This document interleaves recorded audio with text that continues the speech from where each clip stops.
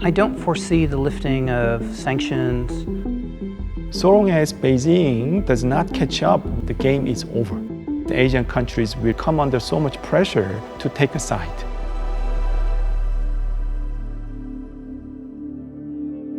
I don't foresee the lifting of sanctions or tariffs coming anytime soon.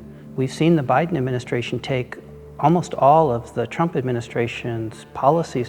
So it's diversifying its supply chains, it's ensuring that there's a multitude of markets that U.S. companies are entering and that they're not completely dependent on China. Biden's approach to China is to contain China to such an extent that China cannot challenge the U.S. primacy and hegemony globally. The gist of Biden's approach to China is focused on technology. And here, the U.S. government is seeking to reorganize the global supply chains of high-tech industries and exclude China from it. The U.S. government wants to bring the Taiwanese company, the Korean companies as part of the U.S. global supply chains of semiconductor chips and leave China out. The semiconductor industry affects a whole other set of industries, right? Especially the high-tech military equipment, operations, 5G, quantum computing. So the way the U.S. government perceives the semiconductor industry is, so long as Beijing does not catch up with the United States and its allies, then basically this strategic rivalry between the two countries is over. The game is over.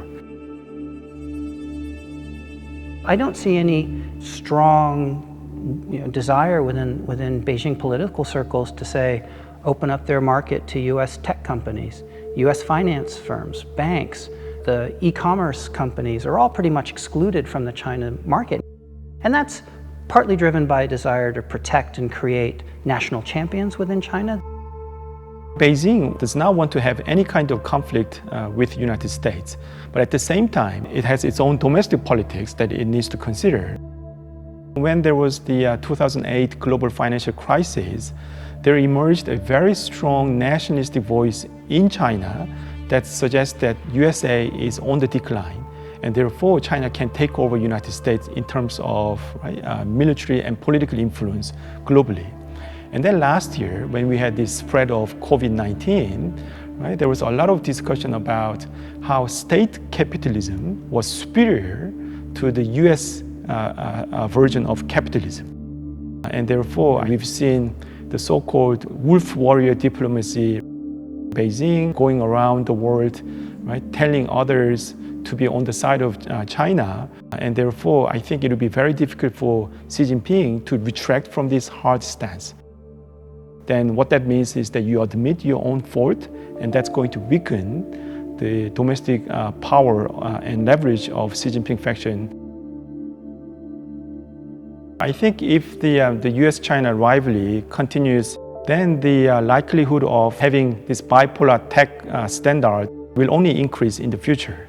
The USA will create its own exclusive standard, and China will seek to create its own system to counter the U.S. system.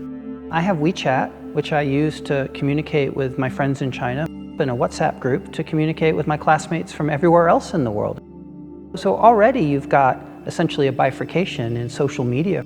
I think down the road you're going to see it exacerbated. You'll see different standards, whether it's for industrial goods, whether it's for technology, communications, electric vehicles.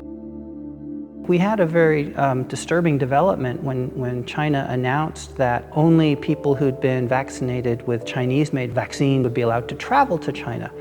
I don't think that's a practical policy to implement, but it paints a potentially very disturbing, dystopian picture of a Chinese vaccine bubble.